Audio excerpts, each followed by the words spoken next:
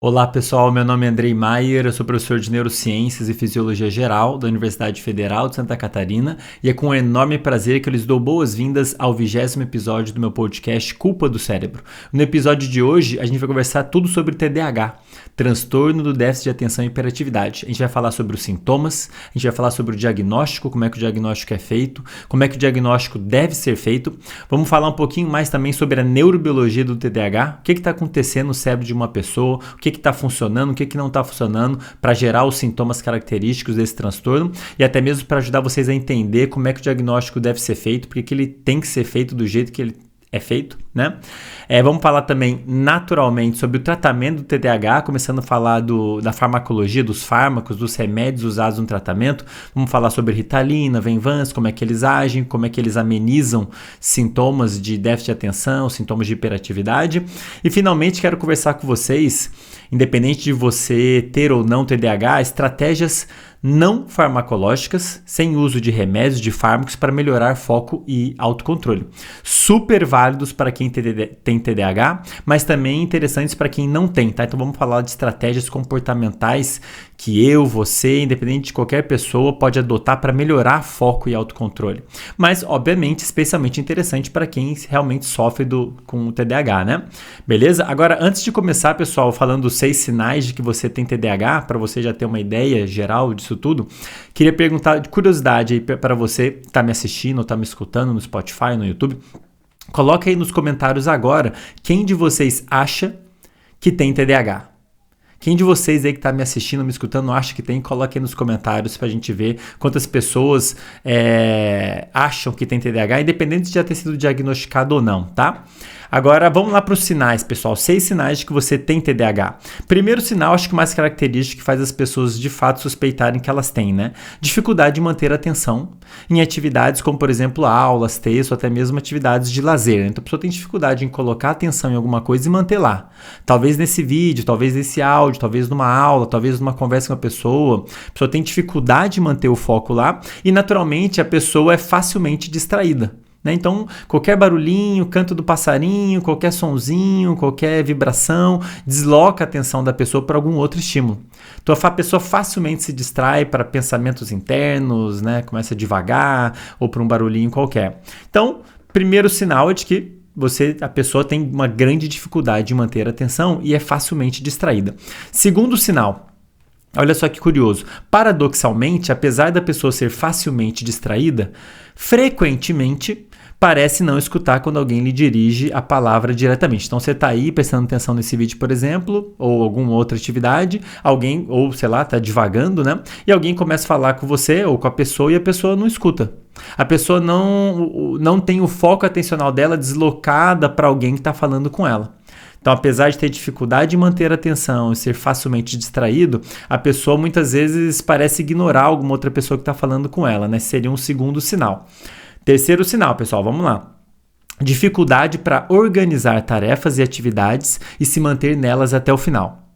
E tende a procrastinar tarefas de longo prazo e prefere aquelas com recompensas de curto prazo. Então, a pessoa tem dificuldade de organizar suas tarefas do dia a dia, especialmente aquelas de longo prazo, aquelas que vão levar muitas horas, muitos dias, meses, às vezes até anos. Então, tem dificuldade em organizá-las temporalmente, naturalmente de manter-se nelas até o final, né, como já seria de esperar, porque a pessoa não consegue manter o foco, mas mais do que isso, existe um componente motivacional aí. A pessoa tende a dar preferência para tarefas mais do que o normal, para tarefas de curto prazo, tarefas que vão trazer alguma recompensa, vão ter algum resultado o quanto antes. Tá, mexer no celular, assistir alguma coisa ali agora, em detrimento daquelas outras tarefas cuja recompensa, a conclusão, vão levar muitas horas, muitos dias, como, por exemplo, estudar para uma prova.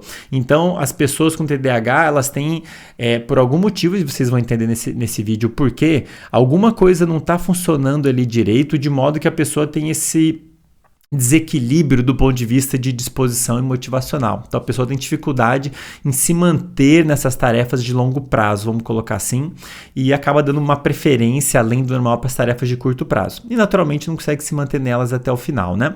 por questões da motivação e do foco atencional. Quarto sinal, pessoal, é esquecido e frequentemente perde coisas necessárias para as tarefas ou atividades ou se perde no meio da tarefa. Então a pessoa frequentemente perde carteira, perde celular, perde coisas do dia a dia dela, coisas importantes para ela, chave. Então a pessoa facilmente esquece essas coisas em outros ambientes, em bolsos, e não sabe onde colocou.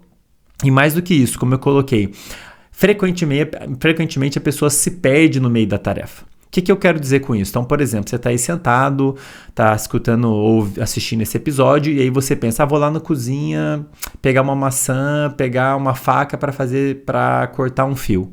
E aí você levanta no meio do caminho, conforme você vai indo para a cozinha, você está com esse objetivo em mente. Vou na cozinha pegar uma faca para descascar uma maçã, beleza. Só que no meio do caminho a pessoa se distrai, né? Que ela é facilmente distraída, e ela é como se ela se esquecesse o objetivo. Então é aquele clássico cenário da pessoa chegar na cozinha e falar, pô, o que eu vim fazer aqui mesmo? E não lembra, a pessoa se perde no meio da tarefa. Então é como se, por algum motivo, aquela memória de curto prazo que a pessoa precisa, no qual a gente precisa para se manter engajado numa tarefa, nesse caso era pegar uma faca para descascar uma fruta, a pessoa meio que perde, essa memória fica frágil. Então, facilmente ela se perde no meio de uma tarefa como essa. Então, ela perde, né? Se perde nas tarefas e perde coisas importantes para ela no dia a dia. Carteira, chave e tudo mais. Seria o quarto sinal. Vai anotando aí, galera. Quinto sinal. Frequentemente fala demais, interrompe ou se intromete no meio da conversa. Então, a pessoa parece ter uma certa dificuldade em se controlar. Fala demais, não percebe que tem outra pessoa querendo falar, e daí a gente lembra lá do segundo final, que a pessoa muitas vezes, frequentemente, não se dá conta que tem alguém falando com ela, né? Então, a pessoa tá ali falando, se dá conta que tem alguém querendo falar, não consegue se controlar, vai falando, e quando tem alguém falando, ela facilmente, né, com frequência, se intromete no meio, não consegue se segurar, né? Interrompe. Esse seria o quinto sinal. O seu sinal, mais ou menos relacionado ao quinto, não consegue ficar parado ou sente uma inquietude o tempo todo, tá? Em crianças, como que a gente vê isso? Talvez em adultos também, né? Uma inquietude física do corpo, né? Fica mexendo, batendo a mão, batucando, não para na cadeira, fica mexendo na cadeira, fica girando na cadeira, não consegue ficar sentado. Em adultos isso pode ser visível também, mas talvez uma inquietude mental, né? A mente fica muito agitada, digamos assim. A pessoa tem uma dificuldade em ter um certo controle do seu fluxo de pensamento, então fica muito agitada, tá? Então a pessoa sente frequentemente e excessivamente uma certa inquietude que pode se expressar, né, fisicamente e ou mentalmente, né? Então esses são 6 sinais, pessoal, de que você ou uma pessoa tem TDAH. Eu compilei esses sinais de outros vários sintomas que são descritos no Manual Diagnóstico Estatístico de Transtornos Mentais, a versão 5 da DSM-5, já vou explicar melhor o que é isso, mas eu peguei todos os sinais do TDAH, resumindo, e compilei nesses 6, tá? E agora eu pergunto para vocês, ouviram os sinais, né? E agora, depois de ouvir esses sinais, quem de vocês acha que pode ter TDAH? Alguns de vocês talvez não achassem antes e agora tá achando que tem. Alguns de vocês talvez achassem que tem e agora estão dizendo, nossa, agora eu tenho certeza, eu tenho todos os 6, ou a maioria deles, né? E aproveitando, coloque aí nos comentários, por favor, quem de vocês acha que tem, quem mudou de ideia, quem não achava e quem agora tá achando. E já aproveita, né, pessoal, por favor, para já curtir esse episódio, para você já compartilhar com aquele colega que você sabe que tem dificuldade de se manter atento, tem dificuldade de se manter nas tarefas, tem dificuldade em se manter concentrado, dificuldades relacionadas a esses sinais que eu comentei. Já compartilha com ele, né, isso vai ajudar bastante o projeto. Deixa nos comentários aí o que eu acabei de pedir para vocês colocarem, mas além disso, dúvidas, sugestões e tudo mais, isso ajuda bastante o projeto, beleza, pessoal? Mas agora voltando aqui, um ponto muito importante para você que está aí me assistindo, me escutando. Mesmo que você tenha se identificado com todos os sinais que eu falei, os 6 ali, tá? Mesmo que você tenha gabaritado aqueles sinais, você ainda assim pode não ter TDAH. Mesmo que você tenha se identificado com todos os sinais, mesmo que você tenha todos os sintomas que eu citei, isso não quer dizer que você tem TDAH. Beleza? O diagnóstico do TDAH, ele é complicado. Não é tão simples assim. Não basta você simplesmente avaliar se você tem ou não tem os sintomas. Isso é uma das coisas que tem que ser avaliada. Por quê, pessoal? Existem muitos confundidores. Existem muitos fatores na nossa vida, muitos aspectos da nossa vida que podem afetar a nossa capacidade de atenção, autocontrole e tudo mais e gerar os mesmos sintomas do TDAH. Então isso tudo tem que ser cuidadosamente avaliado. Um exemplo é o seguinte, pessoal. Falta de sono, por exemplo, como eu já comentei inúmeras vezes com vocês aqui, ele gera os mesmos sintomas do TDAH. Uma pessoa que não está dormindo do jeito, no horário que deveria, na duração que deveria, com a qualidade que deveria, ela vai ter vários sintomas, entre eles os mesmos sintomas que a gente observa numa pessoa com TDAH. Aqueles mesmos 6 sintomas você vai observar. A pessoa vai ter dificuldade de atenção, vai ser facilmente distraída, não vai conseguir perceber quando estou falando com ela, vai ter dificuldade de organização, vai ter aquela dificuldade do aspecto motivacional, vai tender a preferir tarefas de curto prazo em detrimento das de curto prazo, tem dificuldade de autocontrole, fica irritada, fica ansiosa e por aí vai, tá? Então existem vários fatores confundidores, um deles muito importante que não sei porque é relativamente subestimado, mas é extremamente importante que é o sono. Falta de sono gera os mesmos sintomas do transtorno do déficit de atenção e hiperatividade. E eu aproveito aqui, pessoal, para já colocar o seguinte, você aí que é da área da saúde, estudante ou já é formado da psicologia, da nutrição, medicina, educação física, odontologia, fisioterapia, enfermagem, qualquer curso da saúde, tem um recado muito importante para você. No início de julho, eu vou iniciar a Masterclass de sono. No meados de junho, na metade do próximo mês, vou iniciar as inscrições para a Masterclass sobre sono. Então, você aí que está preocupado em ter uma boa eficácia no seu tratamento, na sua intervenção com o seu cliente, com o seu paciente, você precisa saber sobre sono.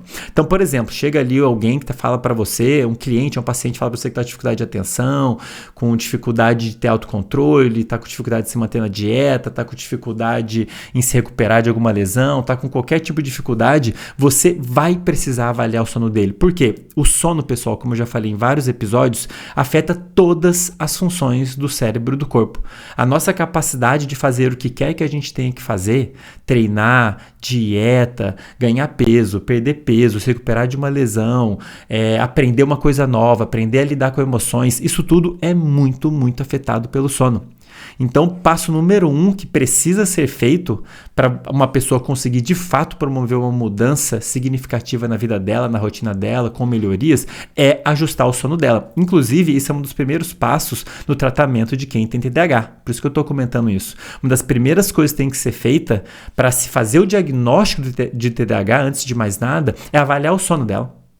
Para você conseguir diagnosticar uma pessoa com TDAH, você precisa avaliar o sono dela e ajustar o sono dela. Caso contrário, a gente não tem como saber se os sintomas que ela está apresentando, se não são simplesmente porque ela está dormindo mal.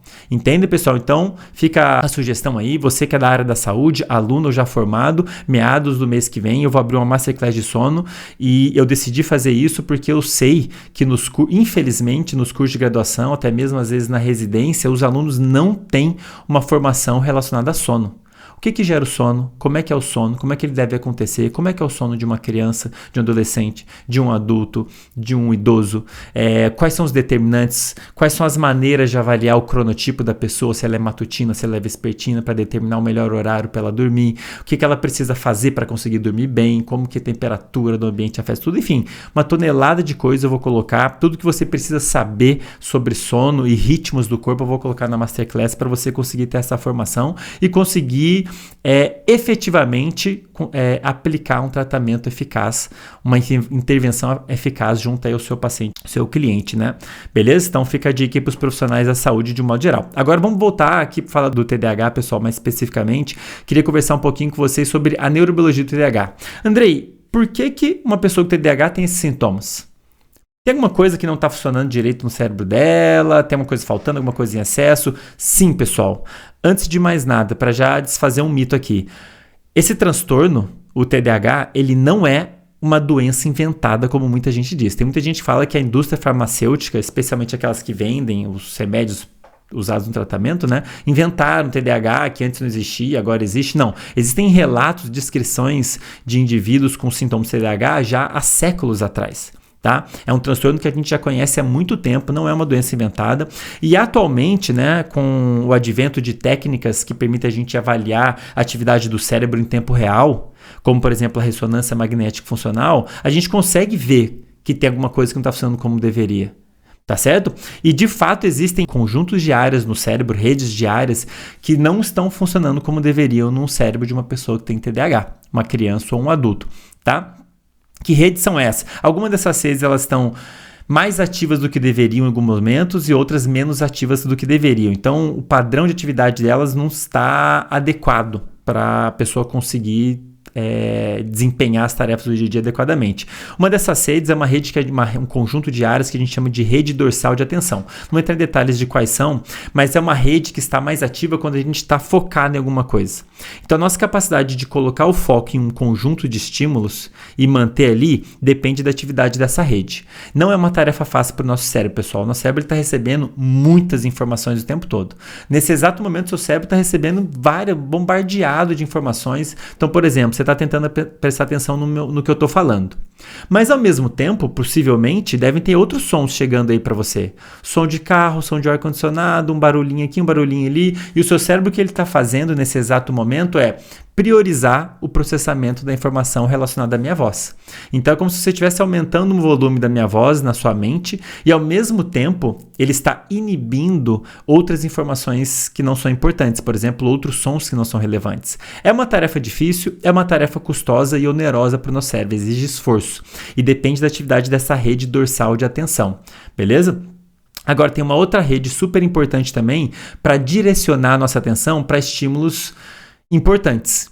Por exemplo, quando uma pessoa começa a falar com você, então digamos que ele está assistindo esse vídeo, está focado em mim, e alguém começou a falar comigo aqui, Andrei, não sei o que lá, não sei o que lá. O nosso cérebro está programado, de certa forma, para prestar atenção quando alguém fala com a gente, né? Então a gente desloca o foco atencional para essa pessoa. E esse deslocamento de atenção para estímulos relevantes é determinado por um conjunto de áreas que a gente chama de rede ventral de atenção. Então é importante para trazer sua atenção para coisas salientes, coisas que estão se destacando no mundo à nossa volta, por exemplo, um barulho de um tiro, ou alguém falando com você, ou a sensação de ter um bicho subindo sua perna. Então essa rede é importante para deslocar, como se fosse uma rede de alarme, para deslocar sua atenção para algo relevante, para você conseguir prestar atenção numa conversa é importante, né? Fulano começou a falar, você presta atenção no fulano. Beltrano começou a falar, você presta atenção no Beltrano, né? Então esse deslocamento de atenção depende dessa rede. E finalmente, uma outra rede que as pessoas subestimam muito, mas é extremamente importante, ela está mais ativa quando a gente, entre aspas, não está fazendo nada. Sabe quando você está viajando, não está prestando atenção em nada e está lá divagando, pensando? É um momento super importante, como eu já comentei, para formação de memória, consolidação de memória, para você entender o que está acontecendo, você fica pensando, para você ter novas ideias, então é importante para a criatividade.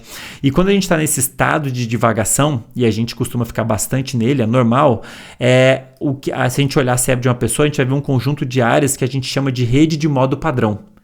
É uma rede de áreas que está ativa de modo padrão, entre aspas, né? Quando você está fazendo nada, não está engajado em nenhuma tarefa específica. Super importante também. E por que eu estou falando dessas redes, pessoal? Então tem uma rede que coloca seu foco num lugar, tem uma rede que desloca seu foco para coisas importantes, salientes, e tem uma rede que está ativa quando você não está com foco em nada, né? É normal, todas essas redes são importantes, é normal a gente oscilar entre essas redes. Né? Então você põe o foco em algum lugar, daí você divaga um pouquinho, até para pensar naquilo que você estava prestando atenção, por exemplo, pensar no que eu estava falando, aí alguém fala com você, ou às vezes quando você está, por exemplo, tem algumas tarefas que você tem que ficar trocando seu foco atencional, né? Então você está cozinhando, aí seu filho fala alguma coisa, presta atenção nele, aí você volta a prestar atenção na panela. Então essas redes, é normal que a gente oscile entre elas. Agora, então é normal que haja essa troca do foco atencional. Acontece que uma pessoa com TDAH, por algum motivo que a gente está entendendo cada vez melhor, essas redes elas estão instáveis. Não é que elas não estão ativas no cérebro de uma pessoa que tem TDAH, elas meio que estão ativas na hora errada e em uma intensidade errada. Né? Então é como se elas estivessem instáveis, de modo que é muito comum a pessoa põe o foco em um lugar, dela a rede ventral de atenção, né? Que é que puxa a atenção para algo importante, desloca a atenção dela para alguma coisa que na verdade não é importante, aí daqui a pouco a pessoa começa devagar, ela cai na rede de modo padrão. Então a oscilação dessas redes é que está incomum no cérebro que tem uma pessoa que tem TDAH. Às vezes umas redes estão ativas demais ou ativas de menos, e a pessoa tem essa dificuldade em, de certa maneira, controlar a atenção dela. E aí eu queria comentar um ponto fundamental em relação ao TDAH. A pessoa que tem TDAH não é que ela não tenha capacidade de colocar o foco atencional dela em algum lugar, de ter foco atencional. Ela tem dificuldade de controle. Esse é o maior problema de quem tem TDAH, pessoal. Repare lá os sintomas que eu comentei, os 6 sinais, né? Então, dificuldade de manter a atenção, facilmente distraído, parece não prestar atenção em alguém quando fala com a pessoa, ela interrompe a pessoa, fica, né, uma inquietude. Isso tudo, se você parar para pensar, nada mais é do que uma questão de falta de controle. A pessoa que tem TDAH, ela não tem tanto controle. Nesse caso, né, controle de um modo geral, nesse caso, controle atencional, ela tem dificuldade em colocar o foco atencional e manter ele em algum lugar por muito tempo, voluntariamente. Então, ela é facilmente distraída. Então, e também não tem um certo autocontrole. Por isso que a pessoa fala na hora errada, não para de falar às vezes, e no caso de crianças fica mexendo muito o corpo. É uma certa falta de controle, tá? E esse controle, pessoal, no nosso cérebro, capacidade de controlar, autocontrole emocional, autocontrole de impulsos, autocontrole atencional, depende essencialmente de uma área do cérebro que eu preciso comentar, chamada córtex pré-frontal, CPF, tá? Que é essa região que a gente tem atrás da testa, que funciona basicamente como um CEO do nosso cérebro, como um gerente, controlando as funções do nosso cérebro de acordo com os nossos objetivos, de acordo com as nossas necessidades, de acordo com o que você quer fazer naquele dia, ao longo dos próximos meses, de acordo com os seus objetivos do dia, da semana. Seu cérebro está ali controlando o seu comportamento de acordo com as regras sociais, né? Então, se você ganha um presente, que alguém te deu um presente, só que você achou horrível o presente, você não vai falar, nossa, que presente horrível. Você tem um certo autocontrole. Por quê? Você sabe que isso não é uma coisa adequada de se falar. Você sabe que você pode magoar os sentimentos da outra pessoa. E esse autocontrole depende dessa região córtex pré-frontal, tá? E essa região, pessoal, agora vem um ponto mais importante ainda. O córtex pré-frontal, o nosso CEO, a capacidade que ele tem de controlar depende de vários sinais químicos. Tem vários sinais químicos que são liberados aqui no córtex pré-frontal, entre eles noradrenalina, dopamina, acetilcolina, e são sinais químicos que vão modular a atividade dessa área do cérebro. Modular no sentido de aumentar a atividade de certas áreas, diminuir a atividade de outras áreas, porque o nosso córtex pré-frontal, ele na verdade é subdividido em várias áreas, né? E eu queria comentar um sinal químico em especial aqui, que de fato está reduzido em pessoas que têm TDAH, que é a famosa dopamina. A dopamina é um sinal químico que eu já comentei em vários outros episódios, essencialmente envolvido em sinalizar para o nosso cérebro o que tem valor. Tá? Geralmente a gente tem um aumento da dopamina ou quando algo valioso aconteceu agora, algo importante aconteceu, especialmente se for algo de valor positivo, algo bom, ou quando o nosso cérebro vê que algo bom vai acontecer. Então, nesses dois momentos, você tem um aumento de dopamina. O que acontece? A dopamina é liberada em várias áreas do cérebro, inclusive no córtex pré-frontal, e ela, de certa maneira, sinaliza para o cérebro, ei, isso daqui é importante. E permite com que o nosso CEO, que o nosso córtex pré-frontal, ele crie uma espécie de zoom. Cria uma espécie de zoom mental para aquele estímulo que a dopamina está sinalizando que é importante. E isso é super importante do ponto de vista atencional e autocontrole. Então, quando você tem dopamina liberada ali, é como se você modulasse áreas ali do córtex pré-frontal e desse mais controle para ele. É como se você desse mais controle para o CEO, para o gerente. É como se você chegasse para o gerente e falasse, o seguinte, a venda desse produto específico aqui é muito importante. E aí o gerente, então eu vou te dar mais controle para você fazer esse produto vender mais, entende? Então como se você desse mais controle e o gerente tivesse uma maior capacidade de focar em uma atividade específica e dar um zoom atencional, um zoom comportamental em algo específico. E como eu disse para vocês, pessoal, acontece que por algum motivo, então, ou seja, o nosso capacidade de controle depende do córtex pré-frontal, que é afetado por sinais químicos. Um sinal químico fundamental para dar controle é a dopamina. Permite a gente criar um zoom atencional naquilo que nosso cérebro está entendendo como importante. E, no caso de quem tem TDAH, um ponto fundamental que a gente sabe que está acontecendo ali é que ele tem, por algum motivo, uma menor liberação de dopamina. Pessoas com TDAH têm menos dopamina. Isso explica, pessoal, em parte pelo menos, porque que essas pessoas têm dificuldade em ter controle de um modo geral, controle atencional e autocontrole. Porque tem menos dopamina dando controle ali para o CEO, para o gerente. Isso explica, ao menos em parte, porque que essas pessoas têm dificuldade em se manter em tarefas de longo prazo. Por quê? A dopamina é muito importante para manter a gente com energia, com disposição, engajado numa tarefa, seja lá qual for. Qualquer tarefa que exige esforço físico ou mental depende da liberação de dopamina para manter a gente ali engajado, com um zoom naquela tarefa, né? Com atenção naquela tarefa, com esforço mental naquela tarefa. Agora, o que acontece? O nosso cérebro, ele odeia esperar, como eu já comentei. Então, aquelas tarefas de longo prazo, que vão levar dias, meses para serem concluídas, elas tendem a inibir a liberação de dopamina, vamos colocar assim. Agora, em uma pessoa que já tem pouca dopamina, que é o caso de quem tem TDAH, uma tarefa como essa sai ainda mais, de longo prazo, sai ainda mais prejudicada. Então, essas tarefas de longo prazo, né, acabam sendo ainda menos escolhidas, menos preferidas em pessoas que têm TDAH, que acabam meio que superestimando as recompensas próximas. Então, tem um certo desequilíbrio na capacidade do cérebro de calcular a recompensa que ele vai ganhar em tarefas que trazem recompensa rápida em relação às tarefas que trazem uma recompensa que vai demorar, né? Que vai de longo prazo, né? Inclusive, a dopamina, e eu vou comentar aqui só brevemente, ela é importante inclusive pela nossa capacidade de calcular o tempo que vai levar para a gente alcançar um objetivo. Pessoas com TDAH, por conta dessa redução de dopamina, parece que elas não conseguem calcular muito bem o tempo que vai tomar para elas conseguirem concluir essas tarefas de longo prazo. No final das contas, elas acabam tendo essa preferência por tarefas de curto prazo, né?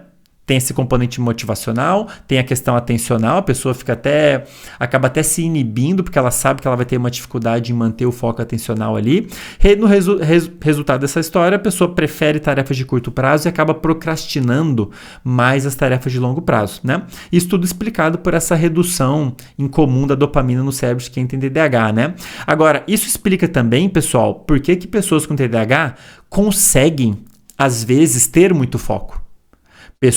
Como eu falei, pessoas com TDAH, não é que elas não consigam ter foco em um estímulo, elas conseguem. O problema é mais controle. Não conseguem manter o foco no lugar que elas querem, o foco é deslocado com muita frequência para estímulos que nem são tão relevantes, ela se distrai com facilidade. O problema é o foco, né? Ele fica quicando de um lado para o outro. Agora, em alguns momentos, pessoas com TDAH, e quem já foi diagnosticado vai saber do que eu estou falando, ou conhece alguém que foi diagnosticado sabe do que eu estou falando, em alguns momentos a pessoa consegue ter um hiperfoco. Quando? Quando ela está fazendo uma coisa que motiva muito ela, que ela gosta muito. Jogar videogame, por exemplo. Ou talvez um filme que ela goste muito, que ela está muito afim de ver, um filme que ela curte muito. Beleza? Por que isso acontece? Quando a gente está engajado, ou vai engajar numa tarefa que a gente gosta muito, isso quer dizer que isso vai aumentar muito a dopamina. Tarefas que a gente gosta, que dão prazer, que são recompensadoras para nós, elas aumenta a nossa dopamina. E algumas delas são tão estimulantes para uma pessoa que até mesmo ela tendo esse transtorno, né, TDAH, que tem uma redução da dopamina, esse aumento da dopamina causado pela tarefa específica é tão grande que faz a pessoa conseguir ter foco. Isso explica, então, porque em algumas tarefas específicas a pessoa consegue ter bastante foco, porque ela conseguiu estimular bastante, aquela tarefa conseguiu estimular a dopamina dela o suficiente para ela conseguir ter controle atencional e conseguir manter o foco naquela tarefa, conseguir colocar o zoom atencional naquela tarefa, beleza? Isso já foi demonstrado cientificamente em crianças, pessoal. E só para citar um exemplo aqui de um trabalho, eu vou colocar na descrição, um trabalho publicado pela Stephanie Bullock, foi publicado na Journal of Attention Disorders em 2012, mostrando o desempenho atencional de crianças com TDAH em comparação com crianças que não tinham TDAH, enquanto elas executavam duas tarefas diferentes. Então pegaram as crianças e colocaram ela para executar uma tarefa chata, que envolvia tarefa repetitiva e tediosa, que envolvia elas ficarem prestando atenção em letras, e dependendo da letra que aparecia, a criança tinha que apertar um botão ou não apertar um botão. Então, uma tarefa que exige que você fique prestando atenção em letras que vão passando e de tempo em tempo você tem que apertar ou não o botão. Se você se distrair, você deixa a letra passar, não aperta o botão, então tem como medir seu desempenho. Mas é chato, né? Imagina você ficar vendo uma sequência de letras tendo que apertar um botão. Em comparação, colocaram também essas crianças para jogar um jogo. Um jogo que envolvia elas prestarem atenção no jogo, naturalmente. Resultado, o desempenho na tarefa tediosa das crianças com TDAH foi pior, como seria de se esperar. Então, numa tarefa chata, digamos assim, tediosa, as pessoas com TDAH, elas vão ter um desempenho menor porque elas estão em desvantagem do ponto de vista químico, né? Tem menos dopamina, menos controle, a pessoa se distrai mais fácil, desloca a atenção com mais facilidade e acaba tendo um desempenho pior. Agora, você coloca essas pessoas para desempenhar uma tarefa hiperdopaminérgica, que estimula a dopamina, como por exemplo um jogo de videogame, e aí o que você espera observar? Possivelmente um desempenho igual, tanto de pessoas com TDAH como pessoas que não têm TDAH, que foi o que eles observaram nesse trabalho. As crianças com TDAH tiveram o mesmo desempenho que as crianças que não tinham TDAH, mas apenas na tarefa jogo. Na tarefa chata, o desempenho era pior, entende? E isso explica também, pessoal, essa disfunção da dopamina em quem tem TDAH, explica por que os fármacos usados no tratamento do TDAH, que a gente vai falar um pouquinho mais à frente, funcionam. Como, por exemplo, a Ritalina e o Venvance. Eles realmente funcionam. Eles realmente ajudam a pessoa, eles realmente amenizam ou eliminam os sintomas. Por quê? Qual que é o mecanismo de ação deles? Aumentar a dopamina. É por isso que esses fármacos funcionam em quem tem TDAH, porque eles aumentam a dopamina. E já a gente vai falar um pouquinho mais sobre isso, tá?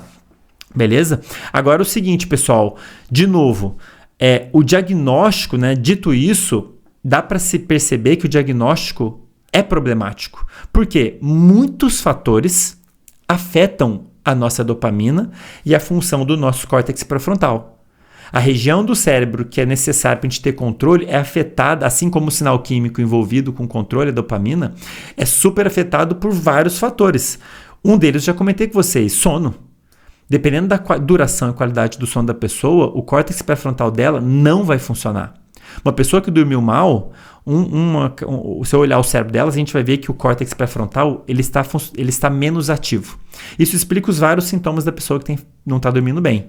Ela fica irritada, não consegue concentrar, ela tem mais ansiedade. Tem vários sintomas relacionados a uma perda de autocontrole funcional de modo geral.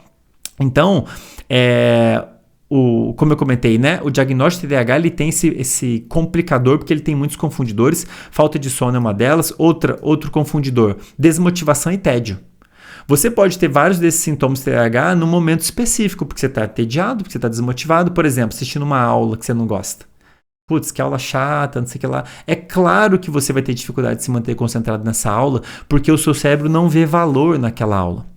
Ele não vê algo importante, aquilo não é recompensador para você. Ele não vê uma recompensa de você ter esforço em prestar atenção naquela aula. Resultado, pouca dopamina. Resultado, pouco controle. Resultado, você não vai conseguir prestar atenção direito naquela aula, tá? Então, desmotivação e tédio podem gerar esses sintomas. Estresse e ansiedade afetam bastante a química do nosso cérebro, especialmente modulando um outro sinal químico, além da dopamina. Dopamina também, mas além da dopamina, noradrenalina, que é um sinal químico parecido com a dopamina, que também vai ter uns efeitos parecidos em permitir que você tenha mais um foco atencional. Só que no caso de estresse e ansiedade excessivo, a pessoa acaba perdendo o controle também. Então, se você pega uma pessoa que está muito estressada, muito ansiosa e passar para ela testes envolvendo atenção, você vê que o desempenho dela é pior, muitas vezes, tá?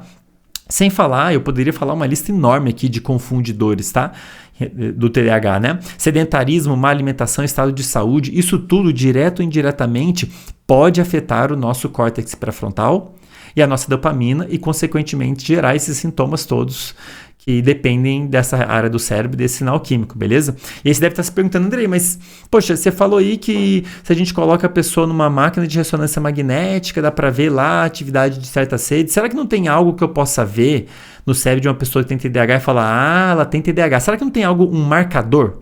Será que não tem algo no cérebro de uma pessoa com TDAH que marque, né, como tendo TDAH, uma área específica, uma substância química específica, sinal químico específico? Não tem, gente. Infelizmente, nós não temos ainda um marcador biológico que possa ser usado para diagnosticar o TDAH. Não tem nada que a gente possa procurar especificamente no corpo de uma pessoa, no cérebro de uma pessoa, que vá sinalizar categoricamente, ela tem TDAH. Ah, Andrei, mas você falou da dopamina. Como eu falei, gente, muitas coisas podem reduzir nossa dopamina. Você pode estar desmotivado, pode estar a pessoa num quadro de depressão, pode ter uma série de quadros clínicos que podem fazer a pessoa ter até relacionado à alimentação, uma redução da liberação de dopamina. Enfim, então, infelizmente, a gente não tem uma coisa que a gente possa avaliar para dar o diagnóstico certeiro. Então, o diagnóstico, ele é complexo, vocês aí precisam saber disso. Não é simplesmente olhar os sintomas e você chegar à conclusão de que tem, porque pode ser outra coisa, né?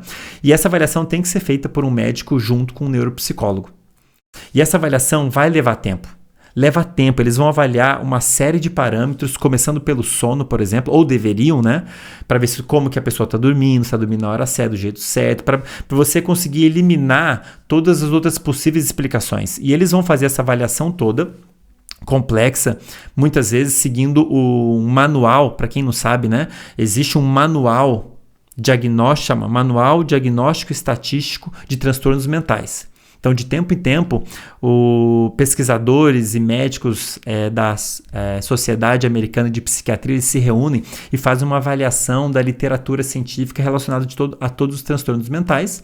E com base nos dados científicos dos transtornos mentais, os sintomas, o que a gente sabe do que está acontecendo no cérebro, nesses transtornos, eles criam um manual com critérios que devem ser usados para avaliar e chegar ao diagnóstico de um transtorno mental específico. Então, é como se fosse um manual para você diagnosticar um transtorno mental. E a última versão desse manual é a quinta versão, né? A sigla é DSM-5, em breve deve sair a sexta versão. Então, o profissional de saúde que for fazer o diagnóstico, ele provavelmente vai seguir os critérios desse manual. Acontece que muitos desses critérios eles estão realmente um pouco vagos, assim, né? Não são tão detalhados, né? Mas de qualquer forma tem vários critérios que devem ser levados em consideração na hora de fazer o diagnóstico. O primeiro desses que eu quero colocar aqui para vocês. O primeiro deles, vocês precisam entender que o TDAH ele é um transtorno do neurodesenvolvimento. O que isso quer dizer? É um transtorno, um problema que surgiu porque alguma coisa no processo de desenvolvimento do cérebro não aconteceu adequadamente. Então, depois que a gente nasce, o bebezinho nasce, o nosso cérebro continua desenvolvendo, né? Os circuitos do cérebro continuam se modificando, amadurecendo e tudo mais. Inclusive, o córtex pré-frontal, essa região que a gente tem atrás da testa, super importante para ter controle, ela é a última a chegar na sua fase adulta, na sua fase madura. A gente leva 20 e poucos anos para conseguir amadurecer por completo o nosso córtex pré-frontal, tá? Então, um processo envolvendo vários fatores ambientais e genéticos, e por algum motivo, e existem de fato fatores genéticos e ambientais que podem predispor a pessoa a desenvolver TDAH, mas por algum motivo ou por vários motivos, o processo de desenvolvimento não aconteceu como deveria.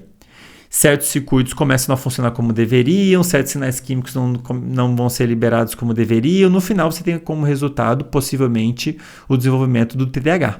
Tá? Então, é um transtorno do neurodesenvolvimento, beleza? E para a gente fazer uma avaliação se a pessoa tem ou não, o médico, o neuropsicólogo, né? A ideia é passar uma série de questionários e escalas para a pessoa, se for uma criança, para os pais da criança, para os professores da criança na escola. Então tem questionários específicos para os pais, para a escola, questionários específicos para uma pessoa se ela for adulta, para pessoas que convivem com a pessoa, fazendo uma série de perguntas e escalas para você avaliar. Perguntas como, por exemplo, com que frequência você tem dificuldade para manter a atenção em um trabalho chato ou repetitivo. E aí você responde muito frequentemente, de vez em quando, pouco frequentemente, nunca. Então tem escalas e perguntas que a pessoa vai responder, né? Isso sendo avaliado por um médico, por um neuropsicólogo. E considerando que é um transtorno do neurodesenvolvimento, um outro critério que tem que ser avaliado é o seguinte, com base nessas escalas e tudo mais, né? Esses sintomas, eles têm que ter iniciado entre os 6 e 12 anos. Como é um problema que hoje entende-se que surgiu com um problema de desenvolvimento, é de se esperar que os sintomas tenham começado lá no início, na infância, né? Então, um dos critérios usados para diagnosticar uma pessoa com TDAH é que os sintomas têm que ter iniciado antes dos 12 anos, entre os 6 e os 12 anos. Beleza? Nesse DSM, né, nesse manual de diagnóstico, ele lista, na verdade, 18 sintomas que devem ser avaliados. Beleza? 9 sintomas relacionados à desatenção, 9 sintomas relacionados à hiperatividade e impulsividade. Beleza? Crianças, pessoal, a estimativa é de que no mundo todo, isso varia de lugar para lugar, mas no mundo todo a estimativa é de que 5% das crianças têm um TDAH. É um percentual bem grande, ou seja, a cada 100 crianças, 5 tem, a cada 1.000, 50. É bastante gente, tá? E para você diagnosticar ela, né, um critério que você tem que ter para diagnosticar a criança com TDAH é que ela tem que, dos 9 sintomas da atenção, ela tem que ter 6. Por 6 meses. Então, ela tem que apresentar 6 sintomas dos 9 listados ali no manual durante 6 meses. Então, são 6 sintomas para diagnosticar ela com déficit de atenção e 100 sintomas, ela tem que ter, né, para diagnosticar ela com hiperatividade e impulsividade, né? E nesse cenário, as escalas e questionários passados para a escola é fundamental. Porque, imaginem, o professor vai avaliar a criança num ambiente completamente diferente dos pais, né? Os pais vão avaliar a criança geralmente quando está em casa, fazendo as coisas que ela faz quando ela está em casa. A escola vai avaliar a criança justamente num ambiente bem específico. Ela tem que estar lá, sentada em algum lugar, prestando atenção na aula. Então, se tem e às vezes a aula não é legal, né? Então, se tem um lugar em que esses sintomas vão ficar evidentes, de fato vai ser na escola. Por isso que é muito importante os professores, o sistema educacional de modo geral, os psicólogos de uma escola, eles entenderem sobre TDAH, para eles conseguirem estar atentos a esses sinais. Mas tem que entender com profundidade, porque como eu disse, a criança ter os sintomas de déficit de atenção e hiperatividade não basta para dizer que ela tem TDAH. Pode ser simplesmente falta de sono, meus amigos, que é uma coisa que eu vejo muito pouco falada por aí. Os sintomas de déficit de atenção e hiperatividade que uma criança está apresentando pode ser porque ela não está dormindo do jeito que ela deveria, beleza? Além de outros sintomas, estresse e ansiedade em casa, enfim, outros fatores devem ser considerados, tá? Mas de qualquer forma, de fato, na escola é um ambiente propício para se observar esses sintomas numa criança, né? Adultos, a prevalência é de 2,5%. Que é bastante ainda, né? Então, e no caso de adultos, basta, né, para você diagnosticar ele com TDAH, os sintomas têm que ter começado lá aos 6 aos 12 anos, e dos 9 sintomas de desatenção tem que ter 5 por 6 meses. Então, um sintoma menos do que em criança. Então, para ser diagnosticado com déficit de atenção, 5 sintomas dos 9 lá que tem listados, e com hiperatividade / impulsividade tem que ter 5 dos 9 também, por 6 meses, tá? Agora, você deve estar se perguntando, né? Curioso, né? Por que a prevalência em crianças, 5%, é maior do que em adultos, né? Por que alguns indivíduos, com o passar do tempo, os sintomas amenizam ou até somem? Um dos motivos para isso, pessoal, é que, como eu disse, ao longo da nossa vida, né, do desenvolvimento, essa região ela vai amadurecendo. O córtex pré-frontal, que é a região que a gente precisa para ter controle atencional e autocontrole, ela vai amadurecendo. Então, como parte do amadurecimento, a pessoa, né, essa região do cérebro pode começar a melhorar a sua capacidade de controle por vários motivos, e a pessoa começa a conseguir amenizar os sintomas do TDAH. Um outro motivo é aprendizado, né? A pessoa vai aprendendo a lidar com os sintomas, vai aprendendo a adotar estratégias específicas. E esse processo de melhora, digamos assim, de aprendizado a lidar com sintomas, de melhora em controle atencional e de autocontrole, ele vai ser especialmente eficaz se a pessoa for diagnosticada ainda quando for criança, né? É super importante a gente conseguir diagnosticar as pessoas que têm TDAH o quanto antes, justamente para ajudar as pessoas para aplicar o tratamento adequado, de modo que a pessoa consiga, com o passar dos anos, eventualmente até eliminar os sintomas e não ter mais os sintomas do TDAH na fase adulta. Beleza? Agora, antes de continuar, eu quero abrir um parênteses aqui, porque existe uma discussão muito interessante na literatura em relação a adultos com TDAH. Tá? Você aí que é adulto e foi diagnosticado quando adulto com TDAH, vai achar isso interessante, porque é o seguinte, atualmente, como eu falei, entende-se que o TDAH é um transtorno do neurodesenvolvimento e que os sintomas começam na infância. No entanto, existem algumas evidências sugerindo que a gente pode ter mais de um tipo de TDAH. E um desses tipos é um TDAH que só fica evidente, só aparece na fase adulta. Então existe a possibilidade, não estou dizendo que é isso, existe esse debate na literatura científica de que pode existir um tipo de TDAH em adultos apenas, que só fica evidente na fase adulta. Curioso, né? Existem de fato algumas evidências que sugerem isso, tá? Mas dito isso, atualmente entende-se que o TDAH, os sintomas já começam na infância, beleza? Ainda que você tenha sido diagnosticado só na fase adulta, um dos critérios que vai ser avaliado para dizer que você tem TDAH é se os sintomas começaram lá na infância, o que é também um complicador, né? Porque às vezes você não lembra. Começou na infância? Pô, não lembro, eu era criança, aí tem que perguntar para os pais, mas talvez você não tenha contato com os seus pais, e aí tem que perguntar para quem, como é que você vai avaliar se você tinha sintomas na infância, né? Então, entendem, o diagnóstico não é tão simples, né? Agora, então, de novo, pessoal, o diagnóstico é feito por um médico, um neuropsicólogo, leva tempo porque ele tem que avaliar uma série de sintomas para ver se eles estão presentes por pelo menos 6 meses. Isso é feito por meio de questionários, escalas passados para você, para os seus pais, para a escola e tudo mais. Os sintomas eles têm que ter iniciado entre 6 e 12 anos. Um outro critério para dizer que a pessoa tem TDAH, os sintomas eles têm que estar presentes em mais de um ambiente. Se a pessoa pega e fala assim, Andrei, eu tenho todos esses sintomas, mas só quando eu estou na escola ou na faculdade. Bom, estranho, né? Porque provavelmente uma explicação para isso é que a escola e a faculdade é um ambiente específico que talvez esteja te estressando demais, te deixando ansioso, ou talvez seja muito entediante. De modo que, como eu falei, você tem pouca dopamina nessa região, ou o seu cérebro está funcionando de um jeito específico nesse ambiente específico, fazendo com que você tenha os sintomas de déficit de atenção e tudo mais. Então, se o sintoma está presente só em um ambiente, isso precisa ser melhor investigado, porque uma pessoa que tem TDAH é de se esperar que ela tenha os sintomas em mais de um ambiente. Porque o problema não é o ambiente, é que o cérebro não está funcionando do jeito que deveria. Os mecanismos relacionados a controle não estão controlando como deveriam, entendem? Então, isso é um critério importante, tem que estar presente em mais de um ambiente. E, finalmente, eu acho que o maior complicador, o que complica mais o diagnóstico, não pode ter outra explicação. Os sintomas não podem ser explicados por outra coisa. Então você tem que eliminar todos os outros possíveis confundidores. Chega alguém lá, você chega lá para fazer o diagnóstico. Tem que avaliar o seu sono. Primeira coisa tem que avaliar, como eu já falei, acho que agora é a terceira vez que eu já estou falando. Tem que avaliar a qualidade do seu sono. E se não tiver adequado, se a pessoa não estiver dormindo bem, na hora certa, do jeito certo, com a qualidade certa, o sono tem que ser regulado. Parte do diagnóstico, assim como do diagnóstico de vários outros transtornos, isso vale para vários transtornos mentais, é você regular a rotina da pessoa, especialmente o sono. Por quê? Como eu disse, quando o sono está ruim, praticamente nada funciona direito. Então, como é que você vai dizer que a pessoa tem um problema X quando talvez aquele problema seja só porque ela está dormindo mal? Então, parte do diagnóstico envolve regular o sono da pessoa.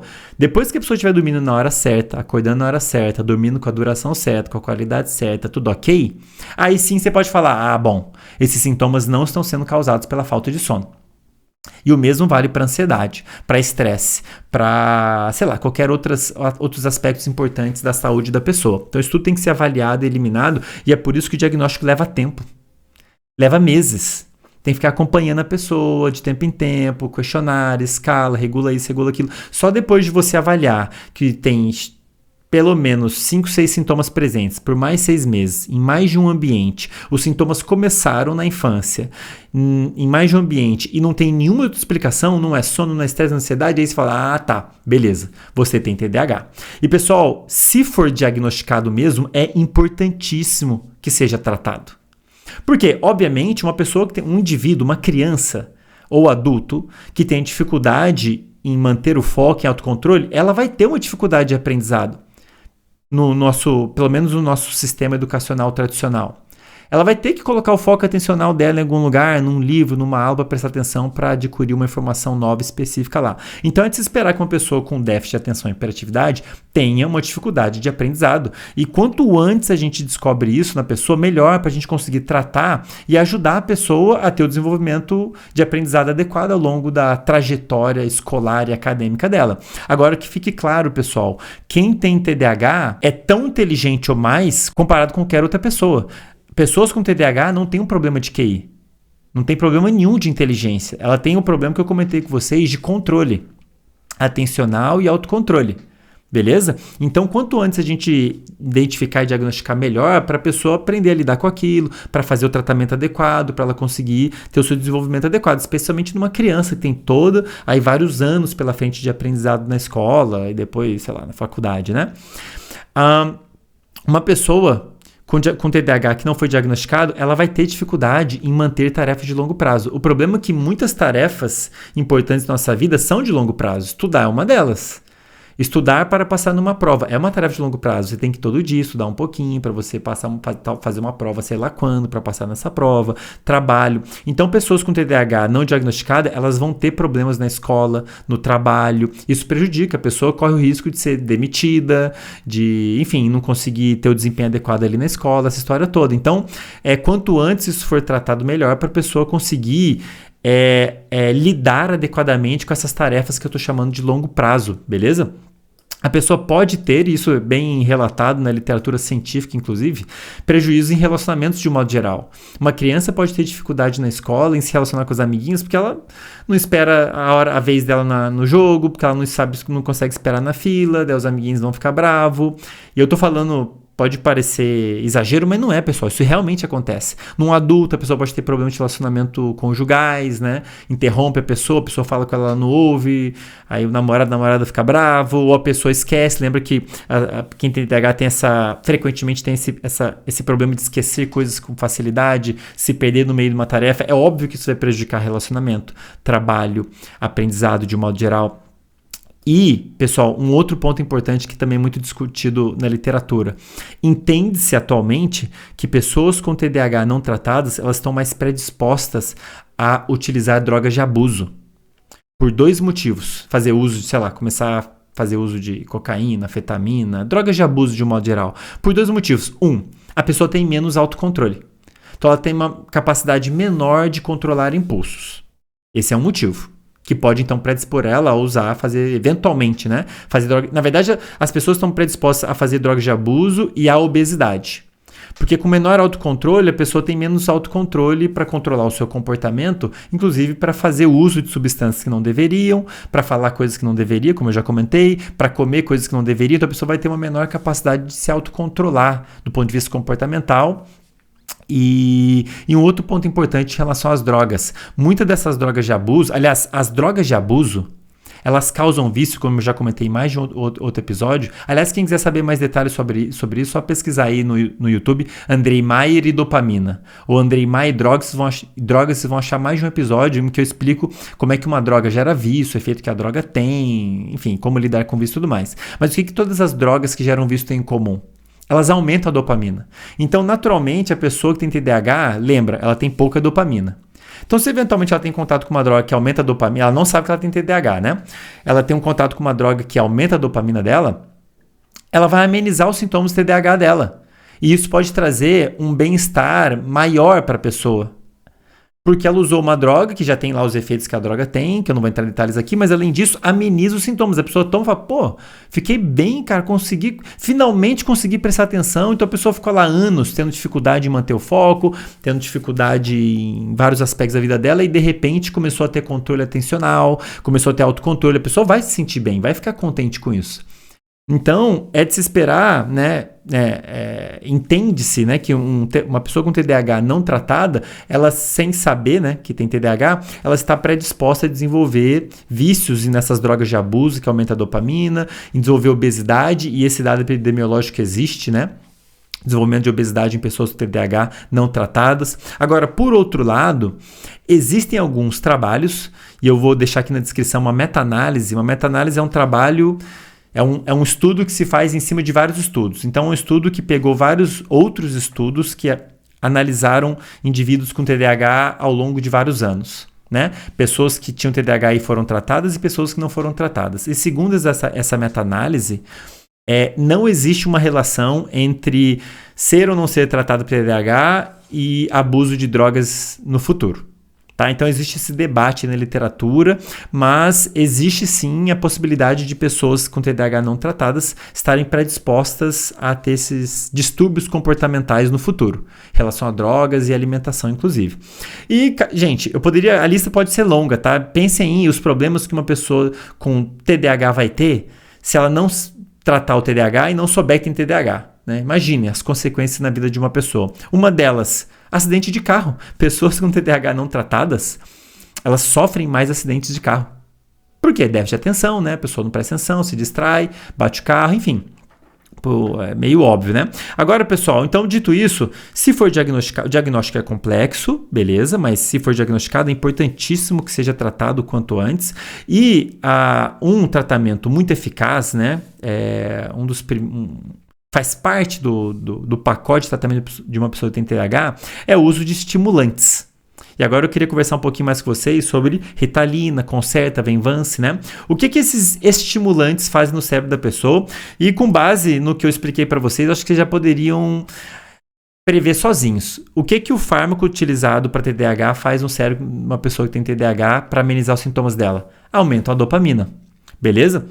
Ritalina, Concerta, Venvance, o que eles todos têm em comum é isso. Eles aumentam, na verdade, 2 sinais químicos, dopamina e noradrenalina, que são 2 sinais químicos muito parecidos.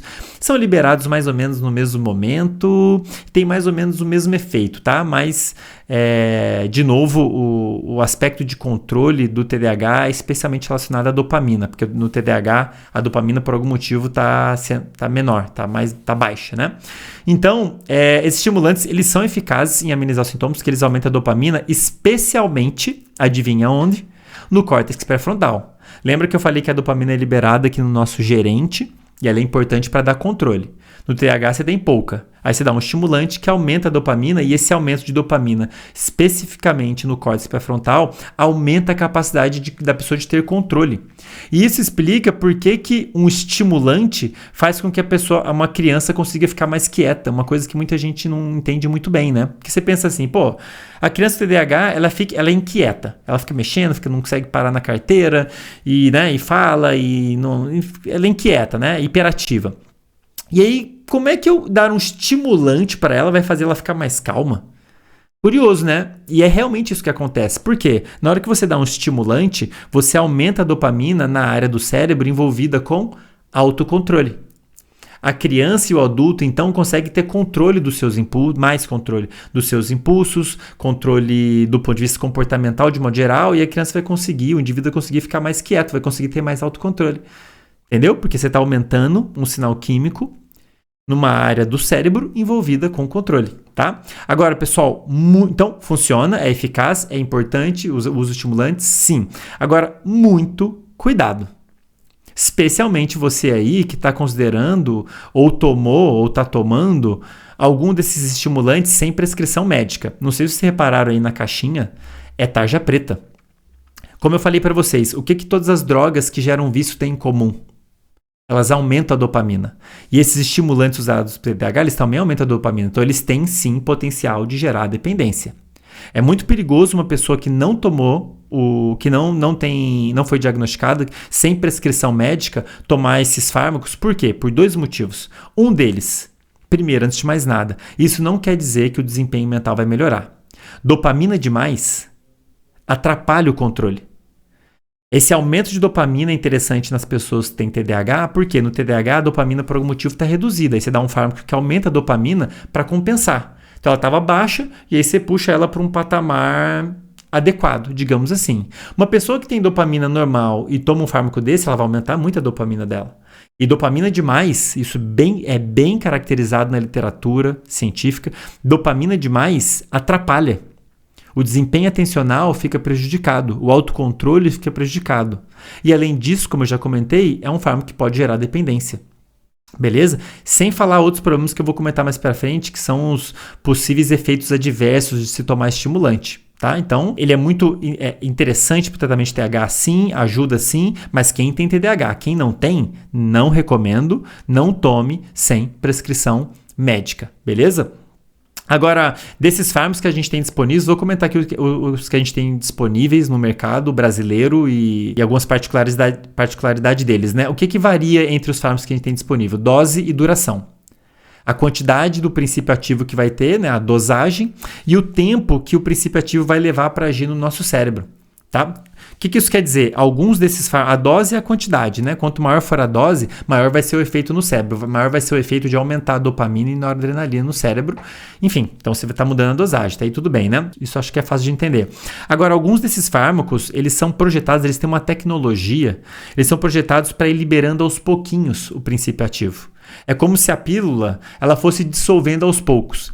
E ao invés de você ter uma liberação exacerbada, uma liberação rápida do fármaco, né, para agir no corpo, ela vai sendo liberada aos pouquinhos. É como se você fosse dando para o seu cérebro aos pouquinhos o fármaco para ir agindo ali no cérebro. Então você tem o aumento da dopamina, ele acontece de uma forma mais gradual, assim como a redução. Então, alguns fármacos eles aumentam a dopamina rápida, tem um efeito rápido e o efeito vai embora relativamente rápido.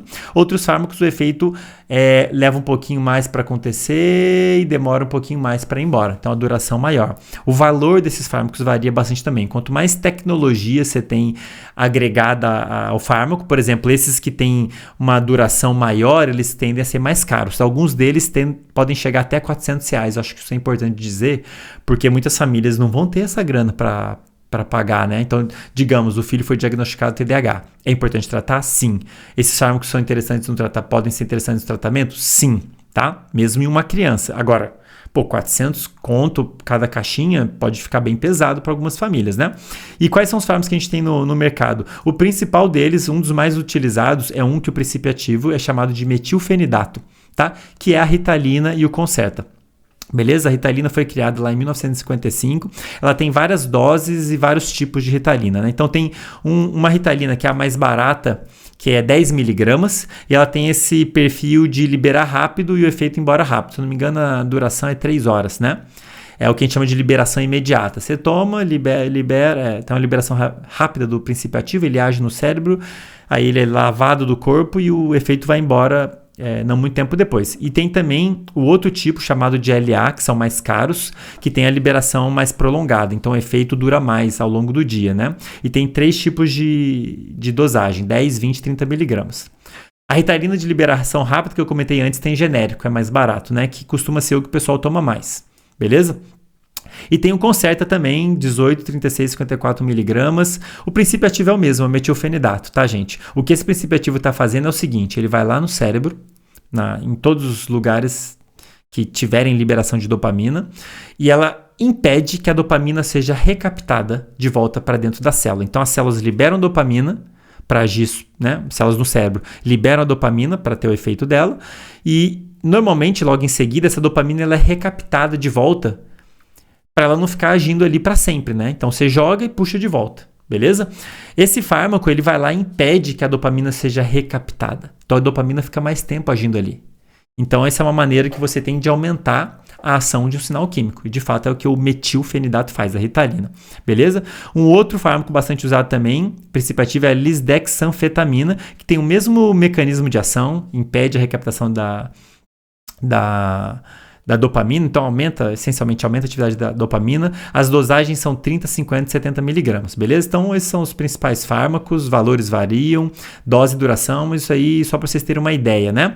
Agora, pessoal, todos eles têm potenciais efeitos adversos. É um estimulante que está aumentando a atividade de sinais químicos que estimulam, tá? Beleza? Agora, que efeitos adversos a gente pode esperar disso? E eu quero que fique claro, especialmente para as pessoas que estão tomando sem prescrição médica, esses efeitos adversos podem estar mais ainda presentes em pessoas que não estão tomando sem prescrição, porque a dopamina delas estava legal e ela está tomando um fármaco que aumenta a dopamina. Primeiro efeito adverso, insônia. É um estimulante. Ele tem o potencial de inibir o sono. De fato, qualquer coisa que nos estimule, seja um fármaco, seja um filme, seja uma conversa, qualquer coisa que te estimule a gente, vai tirar o sono naturalmente, né? Então, isso é um efeito adverso importantíssimo de ser avaliado, de ser considerado durante o tratamento, porque se você dá um fármaco, né, melhorou, ele está melhorando os sintomas, mas se ele estiver atrapalhando muito o sono, isso é muito ruim, porque o sono, se a pessoa dormir mal, os sintomas vão se agravar. Os sintomas de déficit de atenção, hiperatividade e etc e tal, eles vão ser agravados pela falta de sono. Então, se você dá um fármaco que atrapalha o sono, o tiro sai pela culatra. Você vai aumentar os sintomas, né?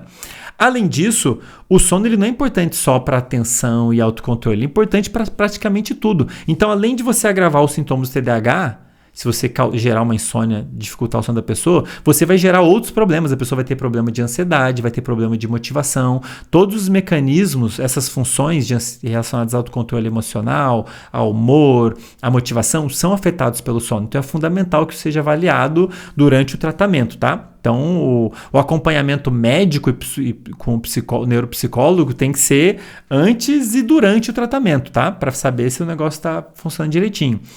Outros sintomas adversos: perda de apetite, irritabilidade, ansiedade, a pessoa pode ficar mais ansiosa, entre vários outros, tá? Então, existem vários efeitos adversos que podem surgir de você tomar um estimulante. Então, de novo, pessoal, pessoas que não foram diagnosticadas, tomem muito cuidado. Vocês não devem tomar esses fármacos sem prescrição médica. Esses fármacos são recomendados para quem tem TDAH, porque no TDAH a gente sabe que por algum motivo tem menos dopamina. Aí você toma uma coisa para aumentar a dopamina. E é importante que nesse trabalho feito junto ao médico, neuropsicólogo, que se faça o que a gente chama de titulação, que é tentar descobrir qual é a menor dose necessária para você amenizar os sintomas. Então a ideia é começar sempre com fármacos com dose o mais baixa possível para ver o efeito que isso vai ter na pessoa. Se vai trazer melhoras funcionais para a pessoa de atenção, de autocontrole.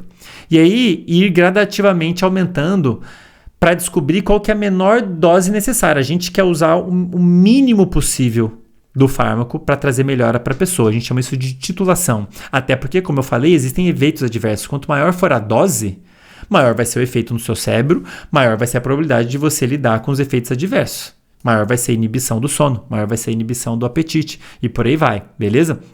Agora, pessoal, os pais aí, né, que tem um filho que foi diagnosticado ou que talvez seja diagnosticado TDAH, um outro ponto que eu quero desmistificar aqui, pessoal. Ritalina, ela tem os estimulantes de modo geral, incluindo o Ritalina, ela tem esse efeito estimulante de aumentar a dopamina, mas ela não é igual a cocaína, pessoal.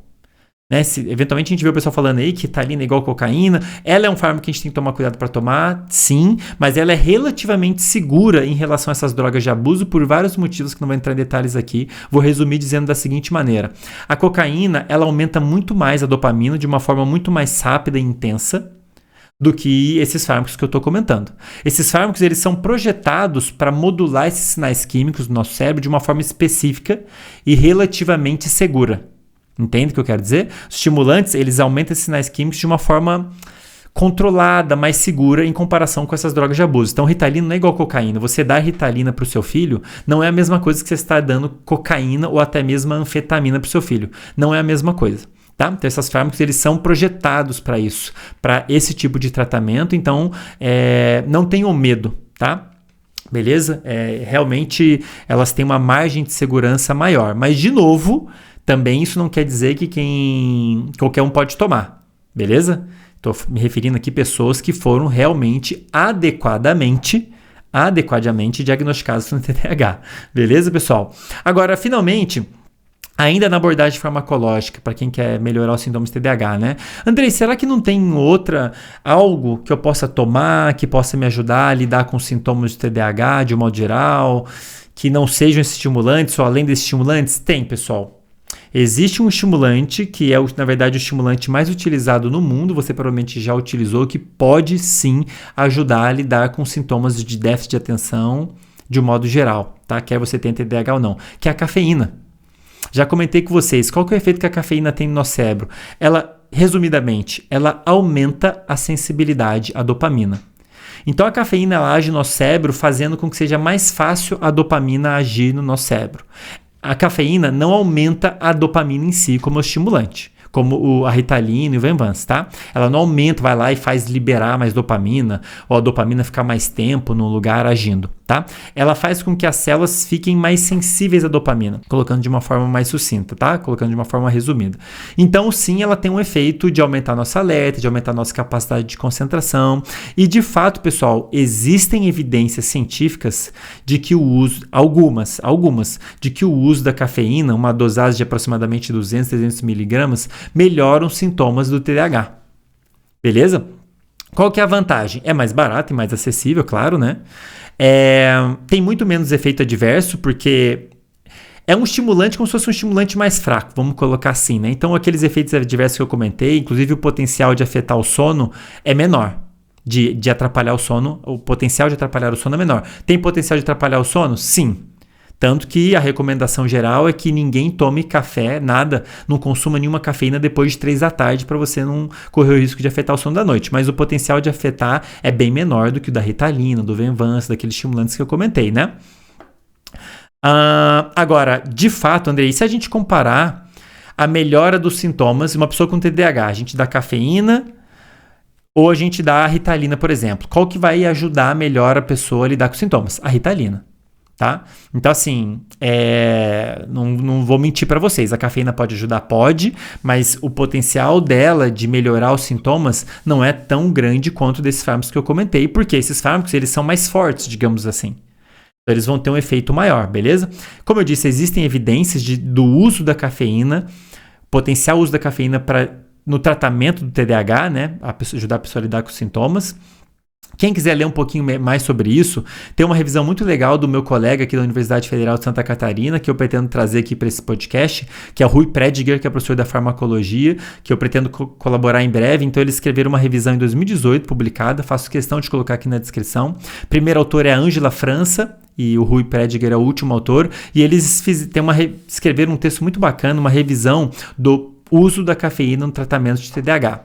Então, como eu comentei com vocês, existem evidências, mas a gente precisa ainda de mais estudos para a gente entender melhor se realmente pode ser usado, qual dosagem usar, em quais casos usar, quais casos realmente pode trazer uma melhora, crianças, adultos, a dose, o horário, etc e tal. Então, a gente precisa de mais estudos para entender um pouquinho melhor, para no final das contas poder fazer alguma recomendação. Mas dito em linhas gerais, a gente sabe que tem evidência, sim, de que cafeína melhora o desempenho atencional, então tem potencial de melhorar, ajudar a lidar com o sintomas TDAH.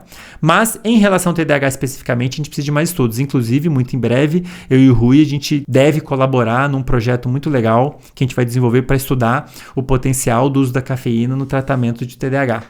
Aqui na Universidade Federal de Santa Catarina, né? Claro que conforme os dados foram saindo, eu vou trazer aqui para vocês. Agora, pessoal, além da abordagem farmacológica, existem várias estratégias comportamentais não farmacológicas, não dependem de fármaco, que vão ajudar uma pessoa a lidar com sintomas de TDAH. São super importantes no tratamento, que eu quero listar aqui para vocês 6 aspectos importantíssimos para você ficar atento, para você implementar, para melhorar sua capacidade de foco, de atenção, de autocontrole, quer você tenha TDAH ou não, mas especialmente se você de fato tiver sido diagnosticado com TDAH, beleza?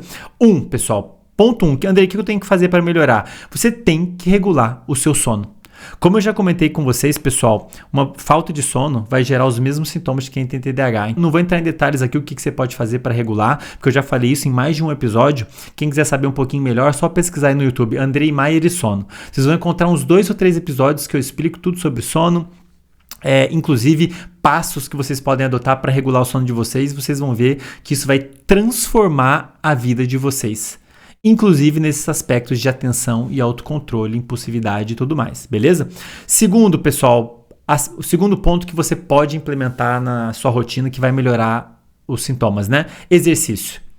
Como eu já comentei em outros episódios, outros momentos, exercício físico de 10 a 20 minutos numa intensidade moderada, ele muda a química do cérebro.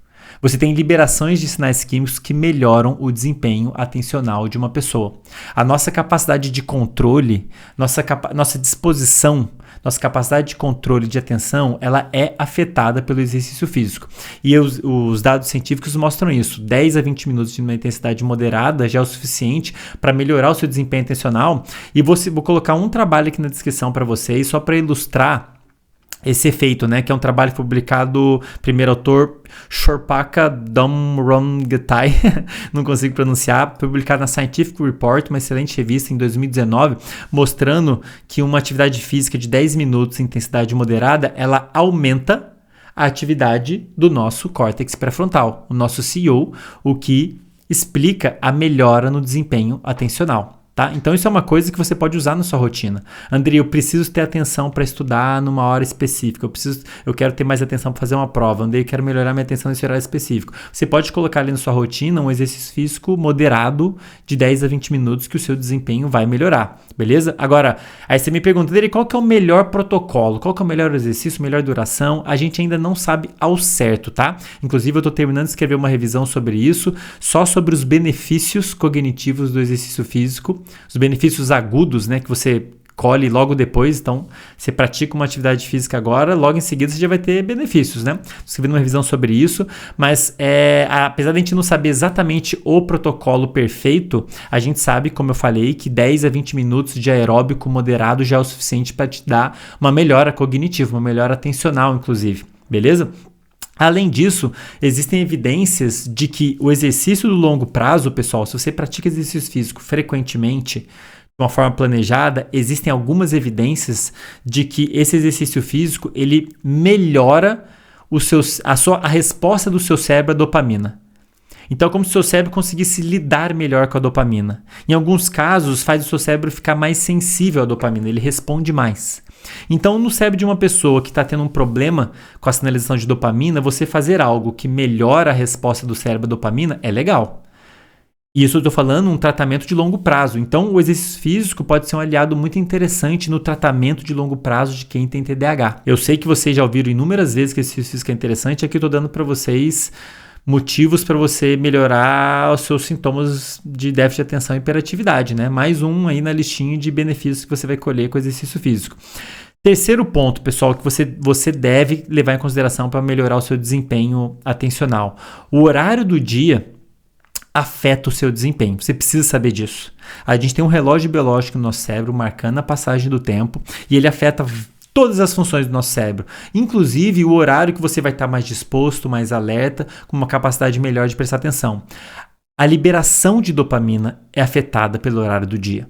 Então, existe o horário do dia que você vai ter mais dopamina, que você vai ter mais controle, que você vai ter uma capacidade de foco atencional melhor. Isso depende bastante do seu cronotipo, depende se você é uma pessoa mais matutina ou mais vespertina. Né? O melhor horário do dia para você. Então, se você quer conhecer isso a fundo, né, como eu já falei no início, você é profissional da saúde, quer entender isso a fundo, quais testes usar para saber qual que é o cronotipo da pessoa, quais testes usar para descobrir qual tipo de insônia ela tem, eu te convido a participar da Masterclass, que eu vou abrir as inscrições no meio do mês de junho, que eu vou falar tudo sobre sono, ritmos do corpo, os testes usados, insônia, tratamento e tudo mais, beleza? Mas então fique ligado no horário do dia. Se você é matutino, tende a acordar e dormir mais cedo, é de se esperar que os melhores horários do dia para você sejam de manhã. Se você é mais vespertino, provavelmente os melhores horários do dia é no meio da tarde. Isso é interessante que você saiba para você organizar a sua rotina da melhor maneira possível, né? E um outro ponto importante, pessoal, existe uma relação relativamente clara na literatura, uma relação entre TDAH e distúrbio de sono. Por algum motivo, pessoas com TDAH, elas tendem a ter o que a gente chama de atraso de fase. Elas tendem a ter o relógio dela atrasado. Vai dormir tarde demais e acorda tarde demais. E isso afeta a capacidade atencional dela, mais ainda. Então, parte do tratamento, como eu falei ali no início, é regular o sono da pessoa, é fazer ela dormir na hora certa, um pouco mais cedo, e acordar na hora certa, um pouco mais cedo. Tá? E tem vários trabalhos mostrando isso. Só de você ajustar o horário de sono de uma pessoa com TDAH, já ameniza os sintomas de TDAH. Beleza? Então isso é fundamental, você ficar ligado no horário do dia, das suas atividades, assim como no horário do sono, de acordar, qualidade do sono e tudo mais. Quarta estratégia que você pode adotar para te ajudar a lidar com os sintomas. Organizar toda vez que você tiver que sentar para fazer algo que exige foco, estudar, ler, prestar atenção numa videoaula, você organizar essas sessões de foco de modo que você tenha sessões, né, de foco, você fica focado, relativamente curtas, intercaladas por pausas. É fundamental que você organize suas sessões de modo que você tenha períodos de foco intercalados por períodos de pausa onde você pode se dispersar. Isso é super interessante para qualquer pessoa, para o aprendizado e desempenho atencional de um modo geral. Quando você está focado, seu cérebro está colhendo informações, só que ele está se desgastando. Na hora que você faz a pausa, ele começa a encaixar as pecinhas, consolidando aquela informação nova que você acabou de adquirir. Além disso, ele restaura os circuitos envolvidos com controle atencional. Então é super importante que você organize suas sessões de trabalho, o que quer que seja, em pausas, em sessões de foco intercaladas por pausas. No caso de uma pessoa que tem TDAH, eu entendo que é mais difícil ela conseguir manter o foco numa atividade por muito tempo, especialmente se é uma atividade relativamente repetitiva ou tediosa. Então, nesse caso, talvez seja interessante as sessões de foco serem relativamente curtas, e aí vocês podem usar a técnica do Pomodoro, que vocês já devem ter ouvido falar, que propõe dividir as sessões de trabalho assim: 25 minutos de foco, com 5 minutos de pausa. 4 vezes. 25 minutos de foco, 5 minutos de pausa. 25 minutos de foco, 5 minutos de pausa. 25 minutos de foco, pausa 4 vezes. Aí você faz um intervalo maior. Entendem? Então, o Pomodoro, de um modo geral, eu não gosto muito dele, porque eu acho que o período, né, de 25 minutos de foco ele é muito pouco em relação ao ritmo que o nosso cérebro, o tempo que o nosso cérebro leva para conseguir gerar o foco e manter o foco por um período de tempo. Acho que 25 minutos é muito pouco, porque geralmente leva um tempo para você atingir um estado químico ideal para você conseguir ter um foco legal numa tarefa.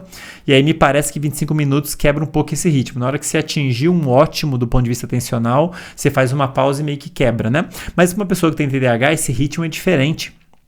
Não é verdade? Então, nesse caso, talvez seja interessante você ter esses períodos de foco, essas sessões de foco relativamente menores. Mas não esqueçam de intercalar com pausas de uma forma organizada, porque isso é realmente interessante para a produtividade de um modo geral. Quinto aspecto, pessoal, fundamental para quem tem TDAH ou qualquer outra pessoa, controlar o ambiente. Você precisa ajudar o seu cérebro a controlar, a ter autocontrole. Você precisa controlar seu cérebro de modo a limpar ali do ambiente tudo aquilo que pode roubar a sua atenção. Parece besteira, mas as pessoas não se ligam disso. Um exemplo óbvio é o celular. O celular é que tem no celular, na verdade, né? São dispositivos que são projetados para roubar a sua atenção. Redes sociais, de um modo geral, elas são projetadas para roubar sua atenção e manter sua atenção o máximo possível ali. E isso, naturalmente, é péssimo caso você queira e precise prestar atenção em outra coisa. Então, é interessante você controlar seu ambiente do ponto de vista de barulhos, do ponto de vista de pessoas com quem você convive, na medida do possível, né? Do ponto de vista de dispositivos, como no caso celular, a ideia é você facilitar seu cérebro a colocar o foco atencional onde você quer colocar. Então, tente ao máximo controlar seu ambiente. Talvez você possa criar um ambiente específico para você estudar, onde você tira tudo dali, tudo aquilo que pode roubar a sua atenção. Tá? E aí você só vai para aquele ambiente é até bom que o seu cérebro começa a entender que aquele ambiente é o ambiente de fazer aquela tarefa específica, que é estudar, que é trabalhar, que é escrever e tudo mais, beleza? E finalmente, pessoal, último tópico que eu tenho que chamar a atenção. Motivação importa. Quando a gente está motivado para fazer alguma coisa, isso quer dizer que o seu cérebro está liberando dopamina. E essa dopamina é liberada no córtex pré-frontal e te dá controle, te permite criar aquele zoom atencional, te permite criar um zoom em alguma coisa específica e aí você tem controle atencional e autocontrole. Quando a gente está desmotivado com alguma atividade específica, para estudar uma coisa específica, é de se esperar que seu desempenho seja pior, porque você vai ter menos dopamina ali, menos controle. Se você não tem dopamina, o seu cérebro vai entender que aquilo não é tão relevante. Então, motivação faz toda a diferença. Na medida do possível, você pode tentar mudar o seu mindset sobre uma tarefa específica. Então, digamos, Andrei tem muita dificuldade para estudar uma matéria específica. Essa sua dificuldade provavelmente é por causa da forma como você vê essa tarefa. Essa aula, digamos, tem que estudar um tema específico. Depende de como você vê esse tema, você vai ter mais ou menos facilidade de estudar aquilo. Se o seu cérebro vê valor naquilo, putz, isso é super importante, isso é super legal, super curioso, isso quer dizer que você vai ter dopamina, você vai ter controle, você vai ter atenção e vai conseguir ter um super desempenho. Agora, se você não vê valor naquilo, por exemplo, se alguém me obrigar a estudar Constituição, eu acho um saco, para mim não tem muito valor, vai ser muito difícil porque meu cérebro não vê valor naquilo, eu não vou ter dopamina para fazer aquilo, eu não vou conseguir ter foco naquilo. Mesmo eu não tendo TDAH, eu vou ter muita dificuldade em colocar meu foco ali e manter meu foco. Então uma estratégia simples e muito eficaz é você tentar mudar o seu mindset em relação à sua mentalidade em relação àquilo. Talvez não seja uma tarefa tão simples, é claro, né? Por exemplo, você tem que fazer uma disciplina, tem que estudar uma coisa que você não gosta. Pô, André, como é que eu vou mudar a minha forma de ver aquilo? É difícil, né? Como é que eu vou convencer meu próprio cérebro de que aquilo na verdade é legal? Você não vai conseguir enganar seu cérebro, mas você pode tentar ficar aberto para ver aquilo de uma forma diferente. Talvez tentar encontrar algum significado com aquilo. Bom, isso aqui, por exemplo, você vai estudar uma coisa chata. Por exemplo, eu tenho que estudar Constituição. Pô, é um saco, mas aí talvez eu possa encontrar algum valor naquilo. Mas se eu estudar Constituição, quer saber? Já que eu vou estudar, então eu vou aproveitar e vou preparar um projeto no qual eu preciso saber da Constituição. Só que é um projeto que eu gosto. Então eu meio que crie uma maneira, crie algum valor para aquilo, e isso faz toda a diferença no nosso cérebro do ponto de vista químico e vai afetar a sua capacidade atencional, de produtividade. Isso vale para qualquer pessoa, inclusive para quem tem TDAH. E uma estratégia muito interessante, pessoal, para quem tem TDAH, para conseguir ter um melhor desempenho, de fato é interessante a pessoa criar deadlines, criar prazos, limites, datas. Por quê? Quando você cria uma data, você cria um mecanismo de automotivação sem perceber.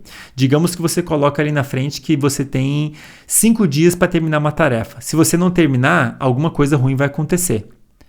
O que acontece? Conforme você vai chegando perto do prazo, o seu cérebro vai entendendo que algo ruim pode acontecer ali no futuro. E isso é motivador. Então, o medo de sofrer a punição de não cumprir o que tem que ser cumprido até o prazo é motivante. É algo que gera motivação no nosso cérebro, que gera liberação de dopamina, que por sua vez vai dar controle para a pessoa. Então, para uma pessoa que tem TDAH, ter deadlines é fundamental. Às vezes é até interessante uma pessoa externa fazer isso, né? Porque se você criar um deadline para você mesmo, eu vou me dar 5 dias. Talvez você não acredite nisso, porque você que criou o deadline. Isso não vai te surtir efeito. Agora, imagina que uma pessoa, seu orientador, seu chefe fala, você tem 5 dias para fazer isso daqui, se você não fizer, vai acontecer isso. Você vai tirar 0, você vai ter essa punição, né? Você cria um mecanismo de motivação para a pessoa. Poxa, agora eu tenho que fazer aquilo ali. Se eu não fizer, vai acontecer essa coisa ruim aqui. De novo, e essa motivação promove liberação de dopamina e faz a pessoa, essa dopamina liberada faz a pessoa ter controle e ela consegue desempenhar melhor aquela tarefa. Beleza? Então, ter deadlines é importante para muitas pessoas, especialmente para quem tem TDAH, porque vai servir como um mecanismo de motivação. Automotivação, que por sua vez modula a liberação de dopamina, que é o que está faltando no cérebro. Uma das coisas que não está... que está faltando no cérebro de uma pessoa que tem TDAH. Queridos, com isso eu encerro esse episódio, espero que tenha ficado tudo claro. Dúvidas, comentários, sugestões, fique à vontade para deixar nos comentários. Eu estou acompanhando tudo que vocês estão colocando, espero que tenha ficado tudo claro. Desculpa aí o pessoal que realmente é diagnosticado com TDAH, que o episódio deu mais de 1 hora, mas eu tenho esperança de que vocês vão poder assistir isso em partes, aos pouquinhos. Espero ajudá-los a entender o que é o TDAH, como é que ele, o que acontece no cérebro da pessoa que tem TDAH, como é que é o diagnóstico, como é que o diagnóstico tem que ser feito, o que pode ser feito no tratamento para amenizar os sintomas. Espero que isso tudo tenha ficado claro. No mais, pessoal, como sempre, foi um prazer incomensurável e a gente se vê no próximo episódio. Até lá!